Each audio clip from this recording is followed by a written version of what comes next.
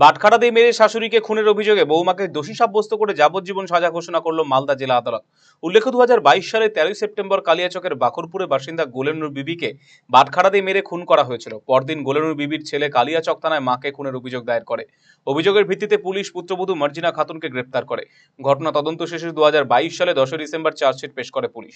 14 জনের সাক্ষ্য প্রমাণের ভিত্তিতে অভিযুক্ত পুত্রবধূ মার্জিনা খাতুনকে দোষী সাব্যস্ত করে যাবজ্জীবন কারাদণ্ড এবং 10,000 টাকা জরিমানা অনাদায়ে আরও 1 মাসের জেল হেফাজতের নির্দেশ দিয়েছেন এডিজে 5th কোর্টের বিচারক মনোদীপ দাশগুপ্ত।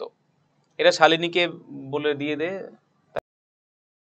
খাতুন বলে একজন সাদ্দামের স্ত্রী তার শাশুড়িকে তার বাড়িতে 13/9/22 তারিখ রাত্রি 10টার সময় 2 কিলো ওজনের বাটখারা দিয়ে কাটিয়ে মেরে ফেলেছে এবং এই কেসের তদন্তভার ওয়ারেন্ট তামাং করছিল।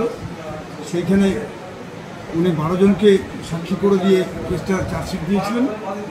10-12-22-এ প্রসিকিউশন থেকে 14 জনকে সাক্ষী এক্সামিন করা হয়েছে।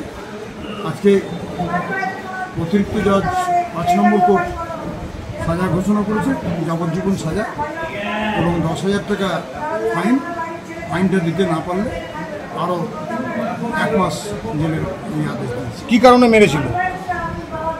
পারিবারিক অশান্তির জেরে শাশুড়ি বৌমা যাওয়া হয়, বৌমা শাশুড়িকে মেরে ফেলল এবং সেই সময় তাদের ওই বাচ্চাটা বাড়িতে ছিল, তার হাজব্যান্ড ছিল, কিন্তু হাজব্যান্ড অন্য ঘরে ছিল। রায়গঞ্জবাসীদের জন্য সুখবর, যারা দীর্ঘদিন ধরে জয়েন্টের ব্যথা এবং হাড়ের সমস্যায় ভুগছেন তাদের জন্য রায়গঞ্জ দিশারিতে আসছেন আর.এন. টেকর হাসপাতালের জয়েন্ট রিপ্লেসমেন্টে ভারত বিখ্যাত অস্থিরোগ বিশেষজ্ঞ doctor Barun Dutta, MD, DNB.